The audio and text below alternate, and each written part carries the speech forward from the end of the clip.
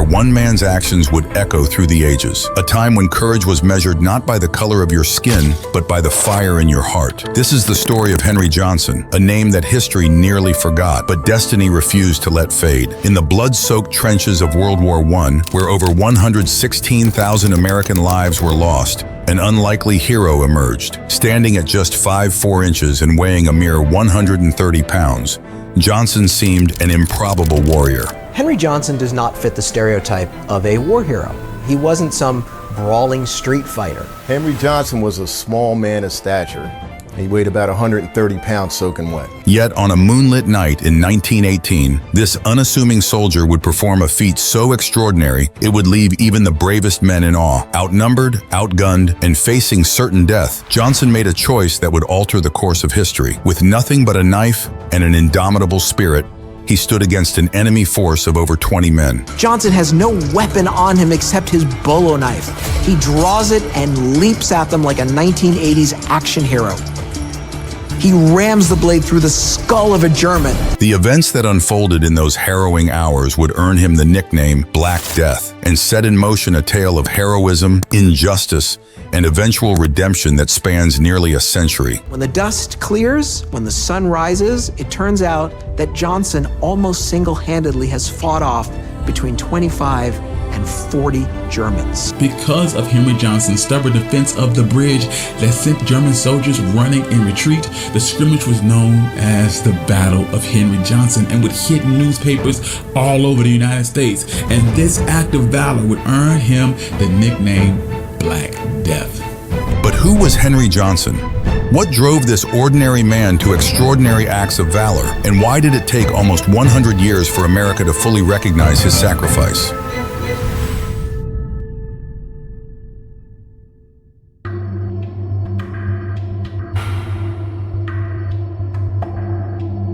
Picture this: Winston-Salem, North Carolina, July 15th, 1897. A little boy named Henry Johnson enters the world. Henry Johnson was born in 1897 or 1892 in Winston-Salem, North Carolina. Many of his documents have different birth dates, so the exact date of his birth is actually unknown. Now, the South wasn't exactly a cakewalk for a black kid back then. You know what I mean? In 1900, about 90% of African Americans lived in the South, facing severe racial discrimination and economic hardship. Growing up, Henry faced some tough times. The world wasn't kind to folks with his skin color. On the eve of World War I, there were two Americas for black Americans. In the South, blacks were lynched. In the North, they could, in principle, be hired without distinction of color of skin. Millions of blacks hit the road and headed north to the big cities. But did that stop him? Heck no. He had a fire in his belly, a determination that wouldn't quit, the kind that just won't stay down no matter what life throws at him. As a teenager, around 1913, Henry's family packed up and moved to Albany, New York. Big change, right? But life up north wasn't all peaches and cream either. Opportunities were slim for a young black man, but Henry, he didn't let that stop him. He makes his way up through New York City to Albany, presumably looking for work and for better opportunities. He's first employed as a laborer in a coal yard, and then eventually at the start of the war as a red cap porter at Albany's Union Station. What we do know is that his family moved to Albany, New York while he was a child, and in his early teens, he worked as a red cap porter at the Albany Union Station on Broadway. In fact, in 1915, the average annual wage for African American workers was just $300, compared to $687 for white workers. Henry was a fighter, though, not with his fists, mind you, but in spirit. He had this way about him, always pushing forward, always looking for a way to make things better for himself, for his family. Henry Johnson does not fit the stereotype of a war hero. He wasn't some brawling street fighter. Henry Johnson was a small man of stature. He weighed about 130 pounds soaking wet. He was a red cap. He was a little guy who spent his pre-war career saying, "Yes, sir, can I take your bag?" "Well, thank you very much." That's the kind of man Henry was: determined, resilient.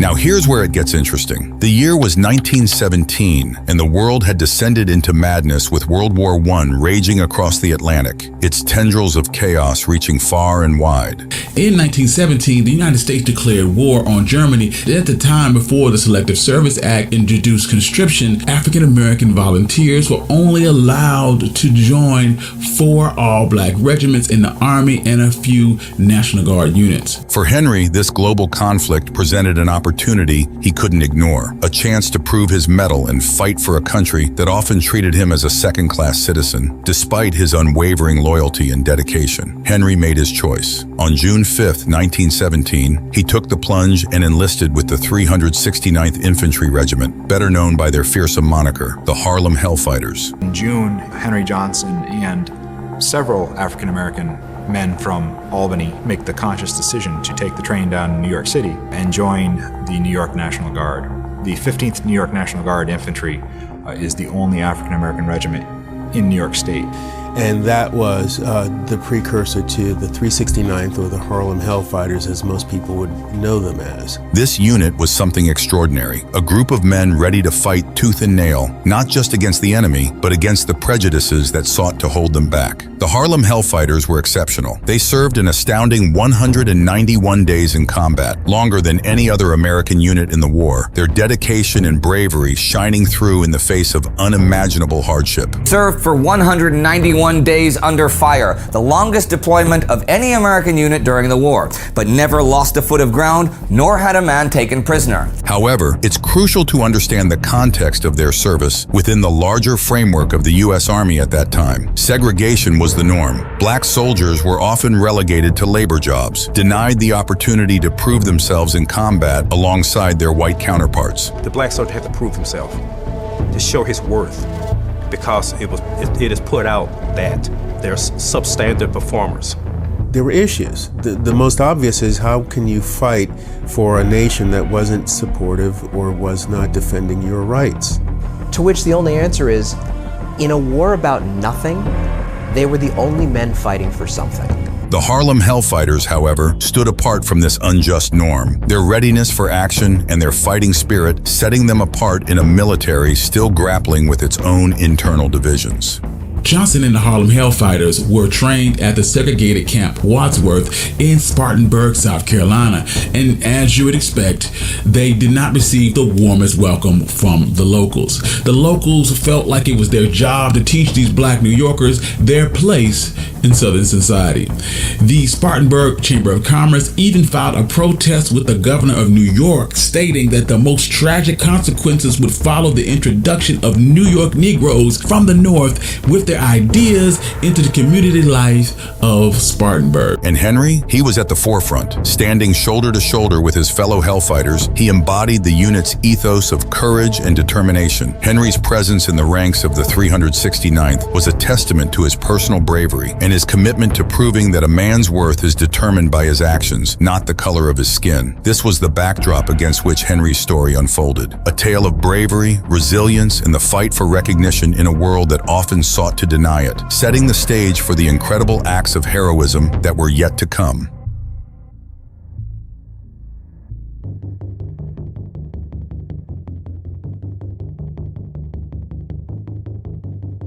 April 1918. Henry and his fellow soldiers found themselves thrust into the maelstrom of the Western Front in France, a landscape transformed by war into a nightmarish realm of noise, chaos, and ever-present danger. This was no mere training exercise or routine deployment. It was a baptism by fire that would test the mettle of even the most hardened veterans. When the U.S. joined the war and began sending troops to Europe, the 369th was shipped out December 27, 1917, arriving New Year's Day, 1918, and joining the 185th Infantry Brigade in France. They were not given combat training though, but were assigned labor duties like digging latrines, and they experienced a lot of racial harassment from Army officials. The Harlem Hellfighters was a regiment of New York National Guardsmen in the First World War. They were set up to fail by their own government. They were humiliated, degraded, eventually given to the French army as a throwaway. U.S. Commander General John Pershing loaned the 369th to the French 161st Division April 8, 1918, and it was after that that they would earn their combat honors.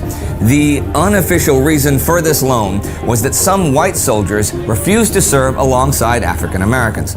Actually, the American Expeditionary Force even released a pamphlet which can only be described as incredibly racist to the French Army called Secret Information Concerning Black American Troops, or SICBAT. SICBAT requested that French troops, most of whom did not share the prevalent racist views of their American counterparts, stop treating African Americans as equals. It warned of their tendency towards rape, claiming the black American troops in France have, by themselves, given rise to as many complaints for attempted rape as the rest of the army.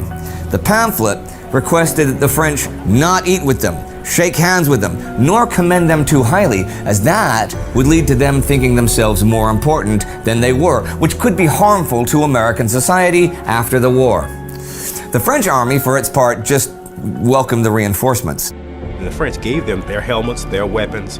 For black soldiers at that time, their training was not into infantry or any type of combat units, but it's more of support units, logistics and all that bit, labor battalions. But this particular unit received some training, and as they trained, they were ready for war. Initially, the thought was to put them in quiet sectors. That experience, and as part of the tactics of the time, soldiers would be placed out in listening posts in the middle of no man's land, out in front of their mainline battle trenches. Their French comrades in arms bestowed upon them the moniker Les Enfants Perdus, the Lost Children, a name that spoke volumes about their willingness to take on the most perilous missions without hesitation. In this elite company of warriors, Henry found his place, his spirit and determination matching that of his fellow soldiers stride for stride. Henry wasn't there for glory or accolades. His purpose was clear and unwavering, to fight with everything he had, to make a tangible difference in this global conflict that had engulfed so many nations. Little did he know that his opportunity to do just that was rapidly approaching, an event that would etch his name into the annals of military history. Now I can sense your anticipation building. You're eager to hear about Henry's defining moment, the act that would elevate him from soldier to legend. Rest assured, we're on the cusp of that extraordinary tale. What Henry was about to do would challenge the very notion of what one man could achieve in the face of overwhelming odds. Have you ever heard tales of a one-man army, a soldier so formidable that he could stand against an entire enemy force?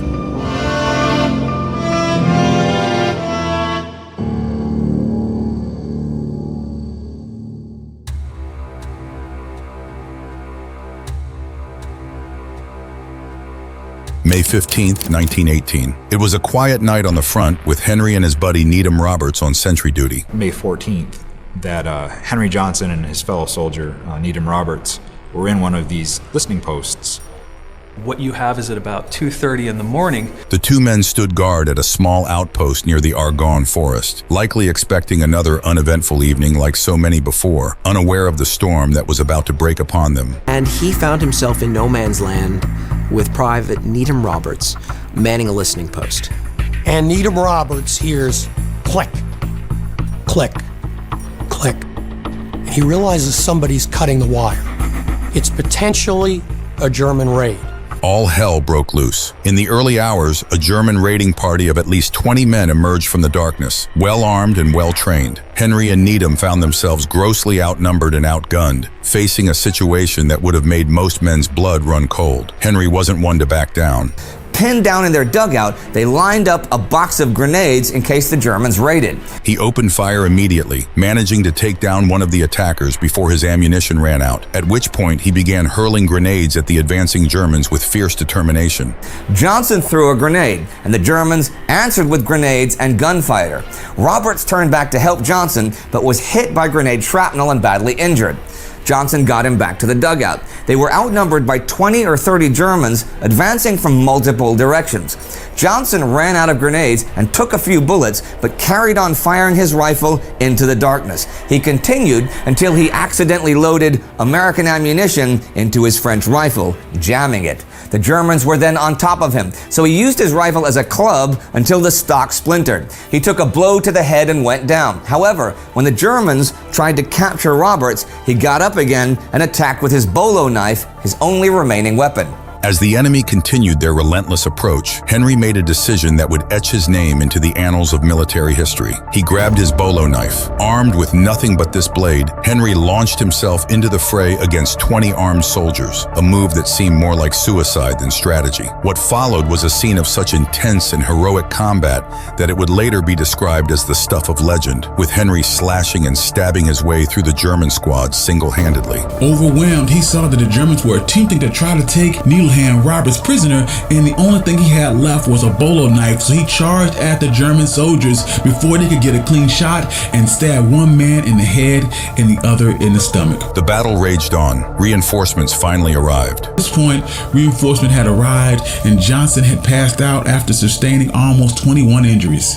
He was taken to a field hospital, and German forces were forced to retreat, leaving 3 men dead and almost a dozen wounded. By its end, Henry had sustained 21 wounds, but had held the line, saved Needham, and prevented the Germans from breaking through their position. The Germans had retreated, leaving behind ample evidence of the fierce battle that had just transpired, a testament to the incredible stand made by a single determined soldier. Official reports would later state that in this hour of intense combat, Henry had killed 4 German soldiers and wounded between 10 to 20 more, a feat that seemed almost superhuman in its scope and bravery. Because of Henry Johnson's stubborn defense of the bridge that sent German soldiers running in retreat, the scrimmage was known as the Battle of Henry Johnson and would hit newspapers all over the United States. And this act of valor would earn him the nickname Black Death.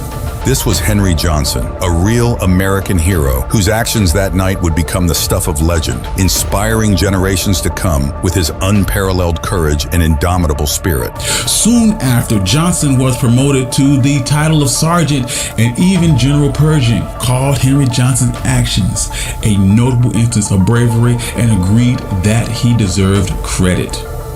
Meanwhile, the entire French force in Champagne, France lined up to see 2 Americans receive their decorations. Henry Johnson and Needlehand Roberts both received the French Croix de Guerre, which is France's highest honor for battlefield bravery.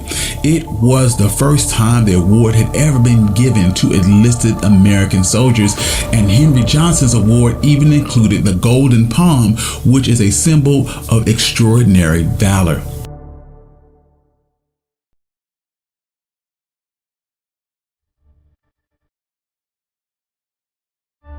You'd think a guy like that would come home to a hero's welcome, right?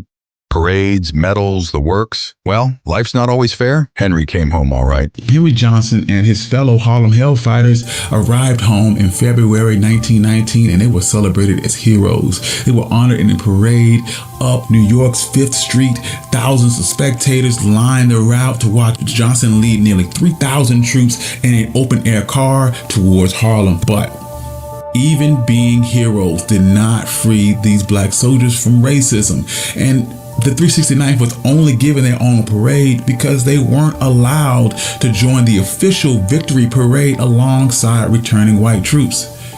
But to what? His wounds never really healed. Couldn't go back to his old job. Struggled to find work. The pain, the memories, they haunted him. Henry Johnson would also be discharged from the military in February of 1919, and despite his hero's welcome, which included discussions about a movie contract, proposals of a street being named after him, the Army even used Henry Johnson's image to recruit black soldiers, he was permanently disabled from his wounds. He was never fully able to support himself in the post-war America. He attempted to resume his job as a Red Cap porter, but couldn't stand for long periods of time because his foot had been completely shattered in the war.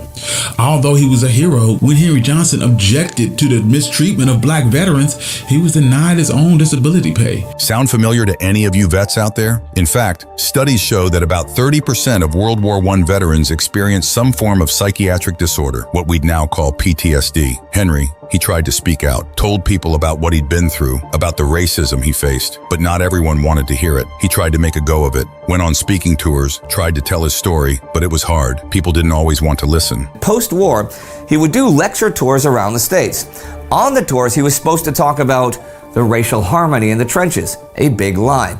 In St. Louis, he certainly did not do this, talking instead about the abuse and harassment he and his comrades took.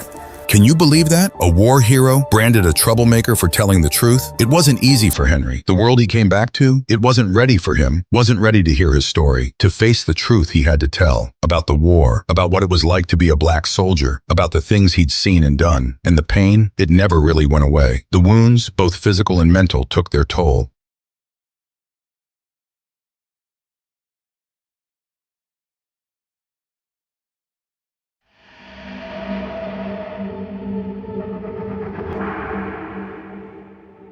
In the end, Henry Johnson died on July 1st, 1929, in Washington, D.C. He was only 32, buried in Arlington National Cemetery. But get this, his grave was unmarked for years. A hero, forgotten. Makes you think, doesn't it? About how we treat our veterans, about the stories that get lost in history. Henry's last years weren't easy. The memories of the war haunted him. The pain from his wounds never really went away. And the world? It wasn't always kind to a black war hero. The black soldier had to prove himself, to show his worth, because it is put out that they're substandard performers.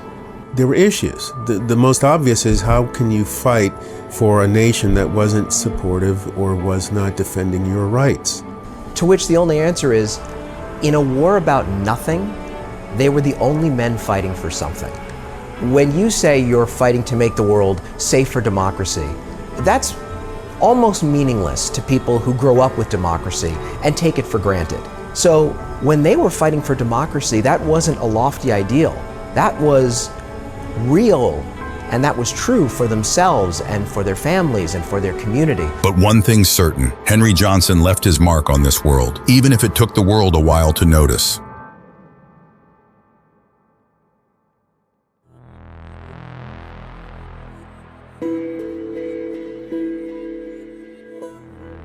But here's the thing about legends. They have a way of coming back. In the 1970s and 80s, people started digging, found the old records, interviewed the surviving hellfighters. And guess what? Henry Johnson's story came back to life. For decades after his death, Johnson's story remained mostly unknown. But starting in the 1990s, Johnson's story began to gain more recognition. In 1996, Henry finally got his Purple Heart. Better late than never, right? Henry Black Death Johnson was a hero of World War I.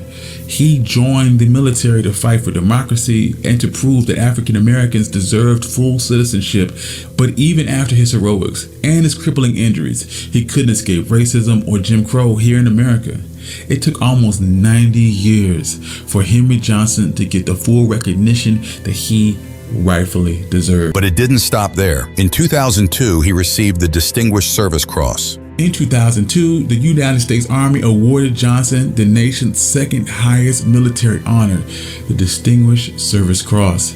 Still, Henry Johnson's supporters continue to campaign to get Henry Johnson the recognition they felt he deserved, and they felt had only been denied to him based solely on the color of his skin. And on June 2nd, 2015, almost a century after that night in France, President Barack Obama awarded Henry Johnson the Medal of Honor, the highest military honor in the land. Can you imagine it? A man who fought for his country, who performed acts of incredible bravery, finally getting the recognition he deserved. Now, America can't change what happened to Henry Johnson. We can't change what happened to too many soldiers like him who went uncelebrated because our nation judged them by the color of their skin and not the content of their character. But we can do our best to make it right. In 1996, President Clinton awarded Henry Johnson a Purple Heart. And today, 97 years after his extraordinary acts of courage and selflessness, I'm proud to award him the Medal of Honor. It's enough to bring a tear to your eye, isn't it? People started to learn about Henry, about what he'd done, about the kind of man he was. Schools started teaching his story. Today, Henry Johnson's name is known. His story is told. There's a statue of him in Albany, New York, unveiled in 1991. This is the most impressive monument to an African soldier that I've ever seen or even read or heard about, honoring an African-American soldier from any war. And it also mentions that he was the first American awarded the Croix de Guerre with Palm for valor. His face is on posters and in history books, but more than that, his spirit lives on in every soldier who faces down fear, in every person who stands up for what's right, no matter the cost. Historians started writing about him. Finally tonight here, honoring the Harlem Hellfighters of World War I. Tonight, in honor, long overdue, the World War I Harlem Hellfighters, the black soldiers of the 369th Infantry Regiment. Their unit serving 191 days on the front lines, more than any other American unit. Their courage and heroism for America on full display, even amid discrimination back home. Celebrated for helping to change the culture and perception of black soldiers in the military. Tonight, 103 years after their service, now receiving the Congressional Gold Medal. The House and Senate voting unanimously to honor them. And this evening, President Biden signing the bill into law. Their families grateful. Lynn Willett, the granddaughter of Sergeant Leander Willett, saying, "I'm very proud of my family, and we are so proud today. This is a culmination of a dream." And slowly but surely, Henry Johnson took his rightful place in history as a hero, as a man who'd faced down impossible odds and come out on top.